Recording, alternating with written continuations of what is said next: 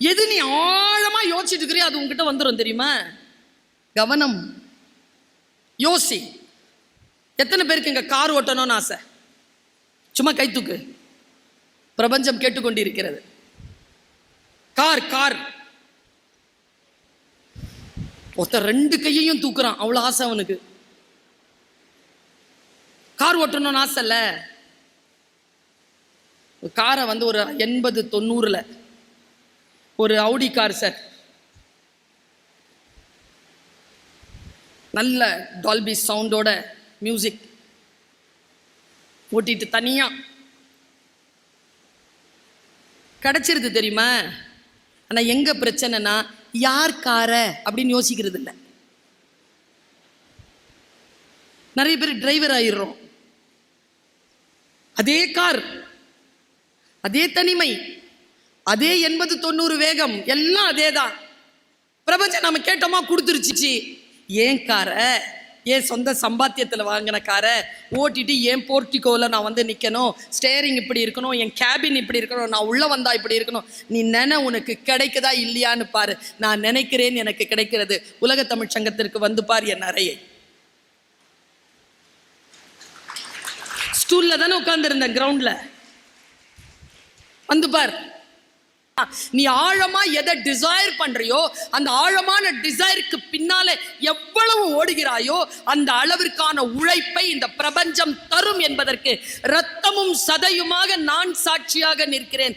என்னாலே முடியும் என்றால் என் குழந்தையே உன்னால் ஏன் முடியாது என்று சொல்லுவதற்காகத்தான் வந்திருக்கிறேன். மிகப்பெரிய விஷயங்களை யோசி,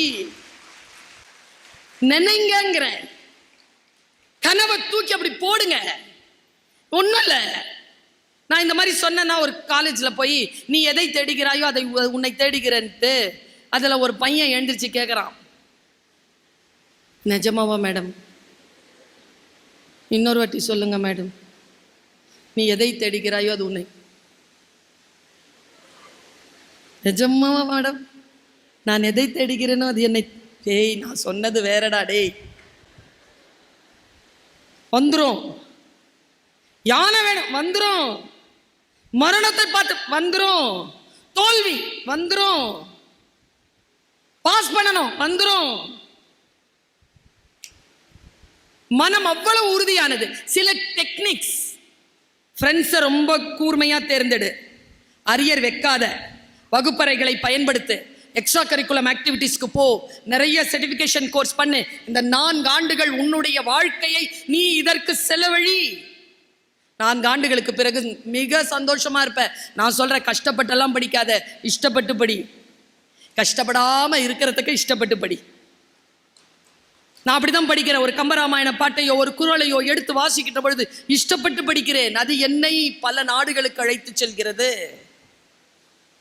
இதோ அடுத்த மாதம் கனடாவில் நடக்கக்கூடிய திருவள்ளுவர் மாநாட்டிற்கு போகிறேன். திருவள்ளுவரை வாசிக்கிறேன், கம்பராமாயணை வாசிக்கிறேன். இதோ அக்டோபர் மாதத்தில் முதல் வாரத்தில் சிட்னிக்கு போகிறேன், ஆஸ்திரேலியாவுக்கு போகிறேன். ஏனென்றால் நான் அதை எப்படி வாசிக்கிறேன், அது என்னை அழைத்து செல்கிறது. நீ நேசித்து பார், அது உன்னை வந்து சேரும். நான் என்ன நேசிக்கிறேனோ அதே உன்னால் நேசித்து விட முடியாது. நீ எதை நேசிக்கிறாயோ அதுவே என்னால் நேசித்து விட முடியாது. ஒரு சூட்சுமத்தை மட்டும் சொல்லித்தரேன். இந்த போனை ரொம்ப ஜாக்கிரதையா பயன்படுத்து. 20 நிமிஷத்துக்கு மேலே என்டர்டெயின்மெண்ட்குள்ளே போக. எனக்கு ஆமை ரொம்ப பிடிக்கும், ஆனால் ஆமை வந்து வீட்டுக்கு ஆகாதும்பாங்க. அப்படிதானே மேடம்? உங்கள் வீட்டுக்கு எப்போது வந்திருக்கா மேடம் அது? ஏன் மேடம் அதை இவ்வளோ வருஷமாக திட்டிக்கிட்டே இருக்கிறீங்க? அது வந்ததே கிடையாது நம்ம வீட்டுக்கெல்லாம். ஆமை பூந்த வீடும், அப்புறம் ஆமீனா பூந்த வீடும். அந்த அம்மாவை நான் தேடிட்டு இருந்தேன். அப்புறமா தான் தெரிஞ்சுது அது அம்மாலாம் கிடையாது, நீதிமன்றத்தில் அவங்க தான் சார். அதை நாங்கள் பேரா வச்சுருக்கோம்ல. போனா இப்போ பாருங்களேன், நல்லா தெரிஞ்சுக்கோ. ஒரு நல்ல புத்தியோட ஒரு விஷயத்தை இப்படி யோசி. பாம்பு இருக்குல்ல, பைபிள் எடுத்து பார்த்தா அது சாத்தான். நம்முடைய இந்து மதத்தில் அது சாமி. தான் சாத்தானா சாமியான பாம்புக்கு தெரியுமான்றது தான் ஏன் கேள்வி. அது என்ன நினச்சிட்டு இருக்குது தன்னன்னு? அப்படிதான் நான் யோசிக்கிறேன். ஆமையை பற்றி இவ்வளோ திட்டுறீங்கல்ல, மக்காவு போயிருந்தேன் நான், ஹாங்காங் போயிருந்த போது.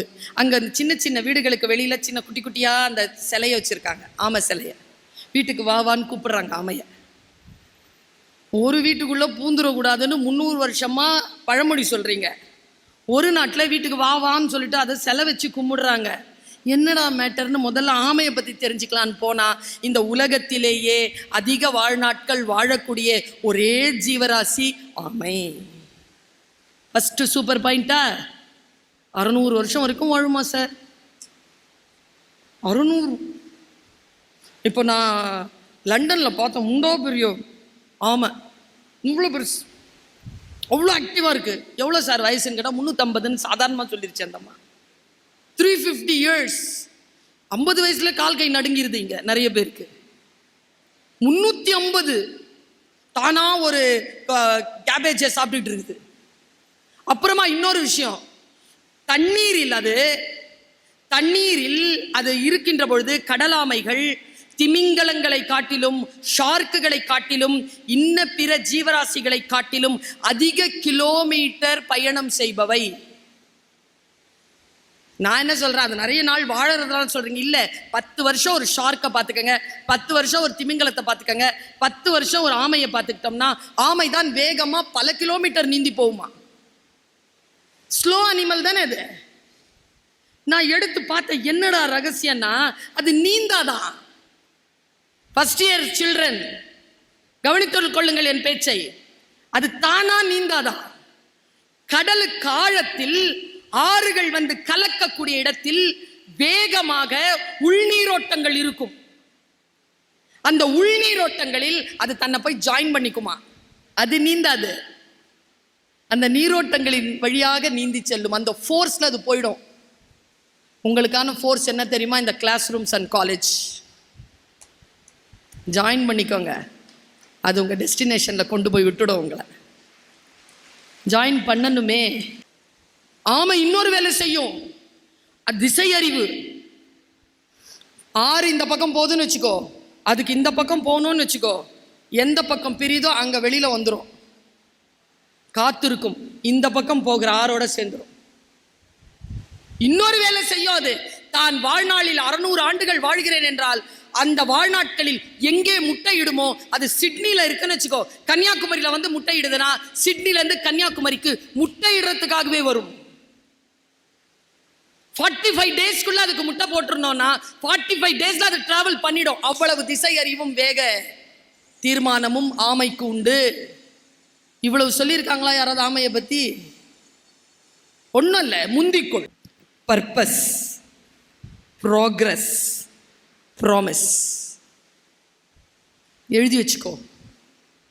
நல்ல கொட்ட எழுத்துல எழுதி வச்சுக்கோ இந்த வார்த்தையை. Have a plan, have an execution plan. First have a plan and have an execution plan, and you promise yourself that definitely you will reach the goal. இப்படி விஷயங்களை நினைத்துக் கொள்வது. நான் இன்னும் ஒரு வரலாற்று செய்தியை சொல்றேன் உங்க எல்லாருக்குமே. நிலாவுல முதல் கால் வச்சது யாரு? பாய்ஸ், நீல். எப்ப தெரியும் உனக்கு? இது உனக்கு எப்ப தெரியும்? எத்தனை வயசுல இருந்து தெரியும் இந்த விஷயம்? ஒரு 8th ஸ்டாண்டர்ட்ல இருந்து தெரியுமா? உனக்கு விஷயம் தெரியுமா?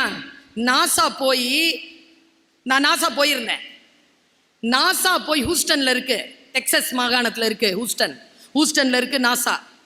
நாசாக்கு போயிருந்த பொழுது அங்க எழுதி போட்டிருக்காங்க, அந்த நீல் ஆம்ஸ்ட்ராங் காலடி வச்சான்ல, அங்க என்ன நடந்ததுன்னு நீ கூகுள் பண்ணி பாரு. ஃபர்ஸ்ட் அந்த டீம் போகும்போது 5 பேர் டீம் போயிருக்கு. அந்த டீம் லீடர் பேர் என்ன தெரியுமா? Edwin C Aldrin. Edwin C Aldrin தான் லீடர். 13 வருஷம் ஸ்பேஸ்மேன்ஷிப்ல வித்த காட்டினவன். 3 வருஷம் அந்த குளோப்ல வந்து ஆர்டிபிஷியல் அந்த கிராவிட்டி இல்லாம இருந்தவன். அவனுக்கு வாய்ப்பு வருது, கதவு திறந்துருச்சு. நிலம் சன் இறங்கணும். நாசால இருந்து வந்துருச்சு order, now you shall pass. ஒரு வினாடி யோசிச்சான், அது ஆர்டிஃபிஷியல், இதுல என்ன கேஸ் இருக்குன்னு தெரியாது, இது ஒரிஜினல். அவ்வளவுதான், 3 seconds. 4th second ஆர்டர் வந்துருச்சு, now the another person shall pass. பக்கத்துல நின்றுட்டு இருந்தான் நீல் ஆம்ஸ்ட்ராங், தப்புன்னு கால் வச்சுட்டான். ஏன் அவன் கால் வச்சான், ஏன் இவன் கால் வைக்கலனா, இவன் ஆர்டிஃபிஷியல் இன்டெலிஜென்ஸ். அவன் யார் தெரியுமா? அவன் சீமேன்.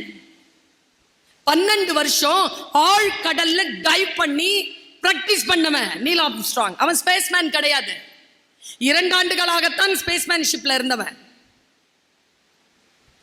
ஆழ்கடலில் என்ன இருக்கும் தெரியாது, குதித்து குதித்து பழக்கப்பட்டவன். அங்க பார்த்தவுடன் டக்குன்னு குதிச்சிட்டான். வரலாற்றில் சாகும் வரை, இந்த உலகம் அழியும் வரை நிலாவிலே முதலில் கால் வைத்தவன் என்கின்ற பெயரை ஆம்ஸ்ட்ராங் தட்டி கொண்டு சென்றான். நாம் முந்திக் கொள்ள வேண்டும் குழந்தைகளை. நான் இதை பலமுறை சொல்லியிருக்கேன். போன் கண்டுபிடிச்சார்ல கிரஹம் பெல், அவர் பேர் நானே சொல்லிட்டேனா, கிரஹம் பெல். கிரஹம் பெல் கிட்ட கேட்கிறாங்க, ஜெர்மன், நீங்க இதை சப்மிட் பண்ணலனா யாரும் சப்மிட் பண்ணி இருந்திருக்க முடியாதுல்ல, you are the master. Graham bell சொன்னாரு, இல்ல நான் இதை பேட்டன்ஷிப்க்கு சப்மிட் பண்றதுக்கு கொஞ்சம் யோசிச்சிருந்தேனா 7 நாட்களில் ஜெர்மனியிலிருந்து இன்னொருவன் அதை ரெக்கார்ட் பண்ணியிருப்பான். முந்திக் கொள்கின்றவர்கள் ஜெயித்து விடுகிறார்கள். உங்க எல்லாருக்குமே நான் இதை சொல்கிறேன், குழந்தைகளே, வாழ்க்கையில் வாய்ப்பு ஒரு முறைதான் வரும். இப்பொழுது நான் மாணவியாக போய் அங்கே உட்கார முடியாது. அங்கிருந்து இங்க வந்துட்டேன்.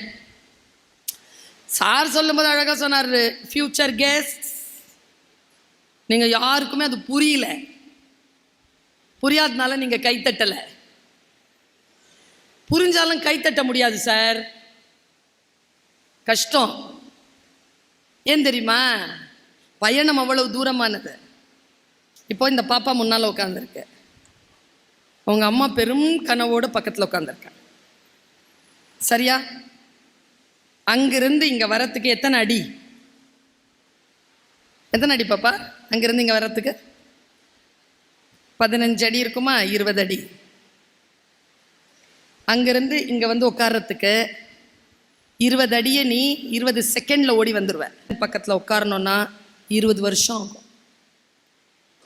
இந்த உழைப்பு இருக்குல்ல, 20 அடி உழைப்பு அல்ல அது. 20 அடியை கடப்பதற்கு 20 ஆண்டுகள் நீ உழைத்தாக வேண்டும். அப்பொழுதுதான். ஒன்றும் இல்லை, நானே சொல்றேனே, என்னை உங்களுக்கெல்லாம் எவ்வளவு நாளா தெரியும்? பர்வீன் சுல்தானா அப்படிங்கிறவங்க பேசுறாங்கன்னு ஒரு 3 வருஷமா,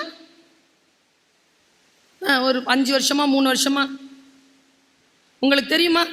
இதுல வந்து சேருவதற்காக 3 வருஷம் என்றால் நான் 27 ஆண்டுகள் அதற்கு முன்னால் உழைத்திருக்கிறேன்.